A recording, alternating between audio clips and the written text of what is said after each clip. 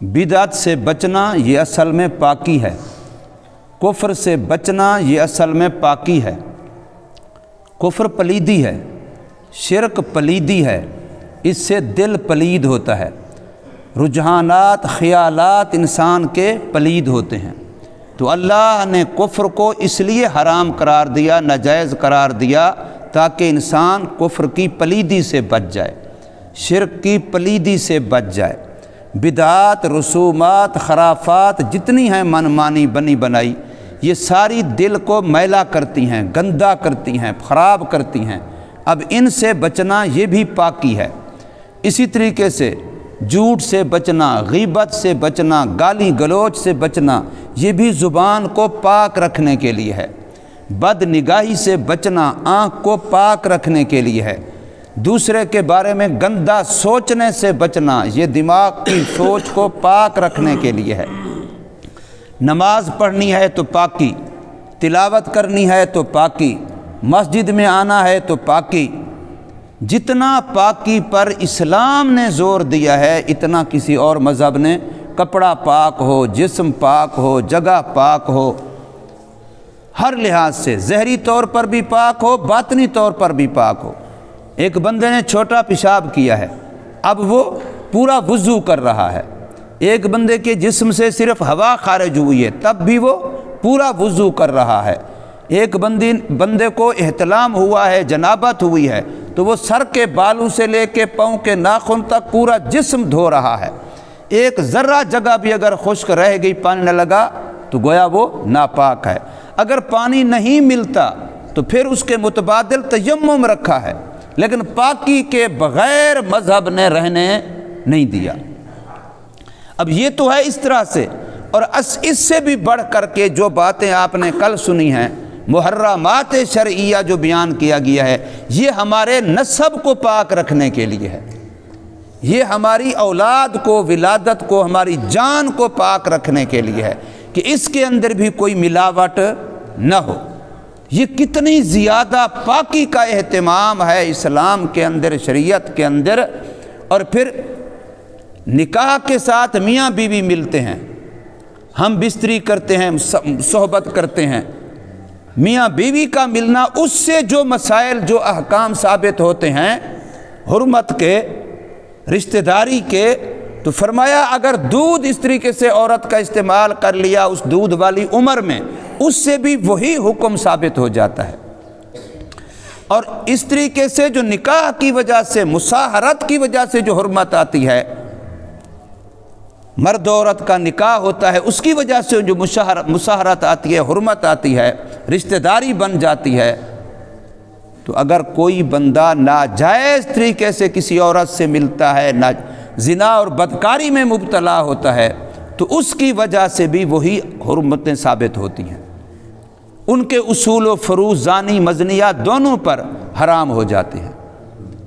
اور پھر جس طریقے سے بالفعل کوئی بدفعلی کرتا ہے، بدکاری کرتا ہے، اس کے جو احکام ہیں، اگر کوئی بندہ صرف شہوت سے، بری نگاہ سے، خواہش پوری کرنے کے لیے صرف ہاتھ لگا دیتا ہے، بالغ مرد بالغ عورت ایک دوسرے کو صرف ہاتھ لگاتے ہیں، بوس و کنار کرتے ہیں، تو اس سے بھی وہی حرمتیں ثابت ہوتی ہیں جو بدکاری سے ہوتی ہیں۔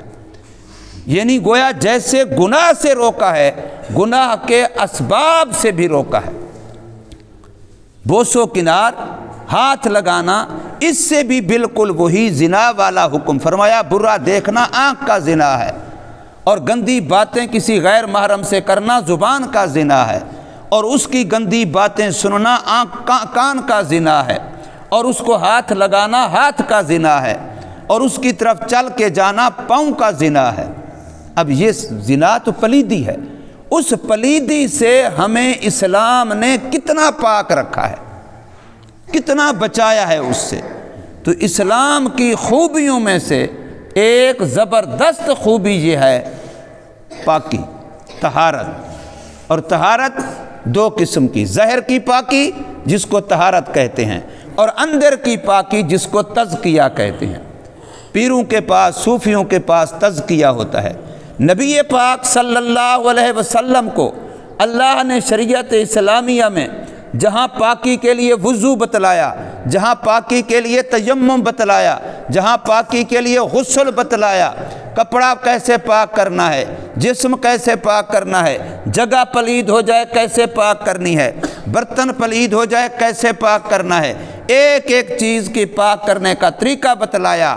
تو وہاں حضور صلی اللہ علیہ وسلم کے لیے اللہ نے قرآن مجید میں جو منصب نبوت بیان کیے ہیں کہ آپ کے اصل ذمے کام کیا ہیں، ان میں سے ایک مستقل کام ہے لوگوں کے دلوں کو کفر سے، شرک سے، بدعات سے، رسومات سے، اور لوگوں کے دلوں کو حسد سے، کینے سے، بغض سے، حب دنیا سے، حب مال سے، حب جاہ سے پاک کرنا، جس کو تزکیہ کہتے ہیں۔ وَيُزَكِّيهِمْ، یہ اللہ نے مستقل منصب نبوت بیان کیا ہے۔ آپ اندازہ لگائیں کہ ہماری خوراک کو شریعت نے کتنا پاک رکھنے کا اہتمام کیا ہے۔ جتنی گندے جانور ہیں سب حرام کر دیے، جتنی گندی چیزیں ہیں سب کا کھانا پینا حرام قرار دے دیا گیا، ورنہ انسان بھی تو ایک جانور ہے، یہ بھی اس کو خوراک کی ضرورت ہے۔ باقی ڈنگر، ڈھور، بھیڑ، بکریاں فلاں ہیں، ان پر کوئی قدخن، کوئی پابندی نہیں ہے۔ پانی ہے پلید پی لیں، پاک پی لیں، چارہ ہے فلاں ہے پلید کھا لیں، پاک کھا لیں، کوئی قدخن، کوئی پابندی نہیں ہے۔ ان کے لیے ماں، بہن، بیٹی کا کوئی مسئلہ نہیں ہے۔ ڈنگر ڈھور ہیں، جب بڑے ہو جاتے ہیں، کوئی بیل بھینسا فرق کرتا ہے یہ میری ماں ہے، یہ میری بہن ہے، یہ میری فلاں ہے؟ کوئی فرق نہیں ہے۔ لیکن اللہ نے شریعت اسلامیہ کی برکت سے مجھے اور آپ کو کتنا پاک رکھا ہے۔ سر کے بالوں سے لے کے پاؤں کے ناخن تک پاکی کا اہتمام سکھلایا، کپڑے سے لے کے خوراک سمیت پاکی کا اہتمام سکھلایا، اور تمہارے نسب اور تمہارے خاندان کو پاک رکھنے کے لیے اللہ نے کیسا خوبصورت نکاح کا نظام دیا ہے، تاکہ انسان کا نسب پاک رہے، نسب محفوظ رہے، نسب انسان کا مخلوط نہ ہو، نسب کے اندر تھوڑی سی بھی ملاوٹ نہ ہو۔ تو یہ کتنا بڑا اللہ کا کرم ہے، کتنا بڑا اللہ کا فضل ہے کہ اللہ کے ہاں پاکی کو کتنا اہمیت دی گئی ہے۔ اس لیے دین اسلام کا نچوڑ، دین اسلام کے کریم اور مکھن، دین اسلام کا خلاصہ یہ ہے کہ بندہ پاکی سیکھ لے۔ جو بندہ بھی اس کو سیکھ لیتا ہے، اس کا اہتمام کرتا ہے، ہر چیز کے اندر اسلام پاکی سکھلاتا ہے، سننے میں بھی، دیکھنے میں بھی، بولنے میں بھی، کمانے میں بھی، خرچ کرنے میں بھی، کھانے میں بھی، پینے میں بھی، پہننے میں بھی، سواری میں بھی، بیوی بچے نکاح فلاں، ہر معاملے میں اسلام کیا سکھاتا ہے؟ پاکی۔ تو اسلام کی ایک خوبی یہ ہے، ہمارے ایک بہت بڑے خطیب گزرے ہیں سید عبد الکریم شاہ صاحب، وہ اکثر جب معاشرے کی اس چیز پر بولتے کہ اس وقت بگاڑ کی وجہ کیا ہیں، تو وہ کہتے ساری ایک ہی وجہ ہے پلیدی۔ پلیدی ختم ہو جائے معاشرہ ٹھیک ہو جائے گا، پلید دیکھنا ختم ہو جائے، پلید بولنا ختم ہو جائے، پلید سننا ختم ہو جائے، پلید کردار، پلید بدبودار، پلید گندے کام ختم ہو جائیں، معاشرہ ٹھیک ہو جائے گا۔ سارے بگاڑ کے اندر ایک ہی چیز کھڑی ہے، پلیدی۔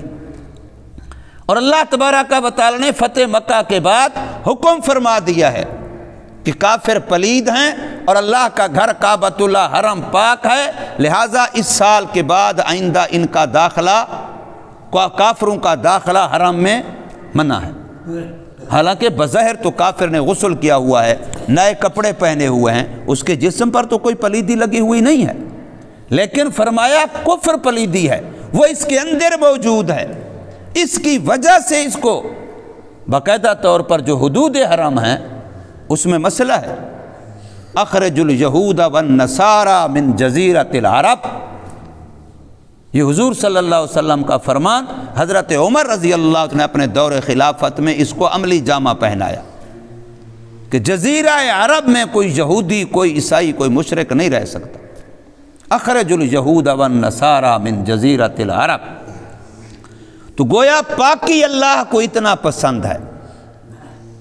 مسجد کو پاک رکھنے کے کتنے فضائل ہیں، مسجد کو پاک رکھنے کے کتنے فضائل ہیں، اس پر کتنی عظمتیں، کتنی فضیلتیں، کتنی شانیں، کتنا اجر، کتنا ثواب بیان کیا گیا ہے۔ تو اسلام کے اندر اصل چیز پاکی ہے۔ اس پاکی کو قائم رکھنے کے لیے ہمارے نسب کو بھی پاک رکھا گیا ہے، اس کے لیے اہتمام کیا گیا۔ تو مولانا عبدالکریم شاہ صاحب رحمہ اللہ تعالی وہ معاشرے پر فرماتے تھے کہ اگر غور کیا جائے جو حرمت مسحرت کا مسئلہ ہے، اس کو اگر غور سے دیکھا جائے تو معاشرے کے اندر حلالی بہت کم ہیں، اکثر حرام کی ہیں۔ اس لیے کہ ابھی شادیاں نہیں ہوئی ہوتی، محلے میں گھروں میں لڑکے لڑکیاں سمجھدار ذی شعور بالغ یا قریب البلوغ آپس میں ایک دوسرے سے پیار ہے جی، محبت ہو رہی ہے، فلاں ہو رہا ہے، وہ مس کرتے رہتے ہیں، ہاتھ لگاتے رہتے ہیں، اور پھر انہی کی نسلیں وہی آپس میں انہی میں سے بڑے چھوٹے پھر شادیاں کرتے ہیں، کتنی حرام ہوتی ہیں کتنی حلال ہوتی ہیں پتہ بھی نہیں ہے۔ بدکاری کرنا تو دور کی بات ہے، وہ تو شاید کچھ کم واقعات ہوں، لیکن جہاں تک یہ بوس و کنار ہاتھ لگانا فلاں کرنا، یہ بھی باقاعدہ اس بدکاری کے حکم میں ہے۔ تو جب اس کی وجہ سے بھی وہی حرمت آ جاتی ہے تو پھر بچے گا کیا؟ اس لیے اسلام نے ہمیں کہا ہے کہ اپنی بہو، اپنی بیٹی، اپنی بیوی، اپنی بہن، ایک ایک کا اس طریقے سے اس کا تحفظ کیا جائے کہ کسی قسم کا کوئی پلید داغ دھبا اس پر نہ لگے اور وہ پاک رہے، تاکہ معاشرہ پاک رہے، انسان کا نسب اور خاندان پاک رہے۔ اللہ تبارک و تعالی ہمیں سمجھ نصیب فرمائے اور عمل کی توفیق دے۔